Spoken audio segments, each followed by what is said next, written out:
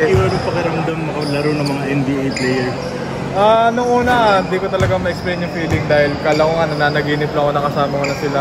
Dating pinapanood ko, ngayon kasama ko na.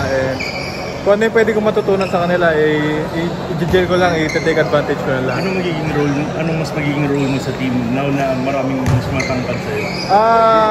Kung ano lang bigay na sitwasyon sa akin ni Coach Charles, take advantage ko lang dahil kung ano naman ibigay sa akin, okay lang sa akin, and kung ano yung may tutulong ko sa team, gagawin ko lang. How confident are you going to the tournament?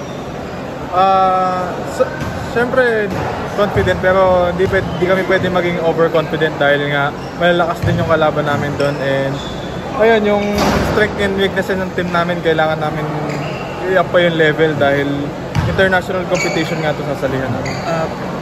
Pangalawang sabak mo na sa strong group pero first time mo nakasama si Coach Topex. So paano kayo convince ni Coach Charles na not only you pero si Coach Topex na isasali dito?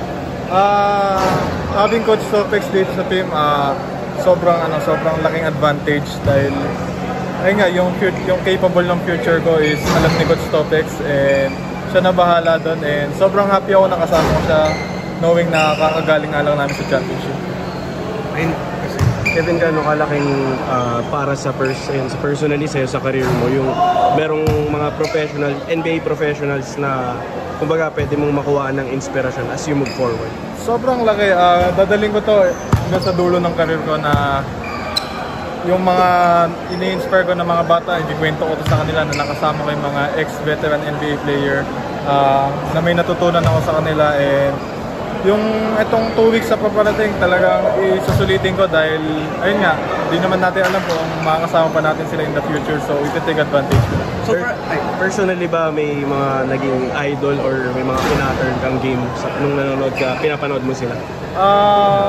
Dati nung high school ako si Dwight Howard, si Kuya Dwight yung talagang na-idolize ko, pero pagdating ng college hindi ako pwedeng maging center, so si Kuya Andre Robertson, yung first practice nga talagang tinanong ko talaga siya paano yung depensahan sa NBA. So, lahat ng tactics technically.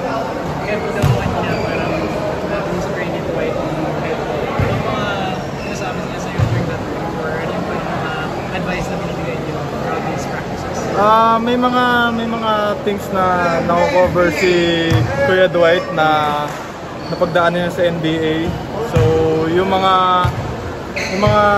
defense tactics, tinuturuan niya kami offense kung paano mag-set ng screens ng tama, kung paano basahin lahat ng sitwasyon. So ayun.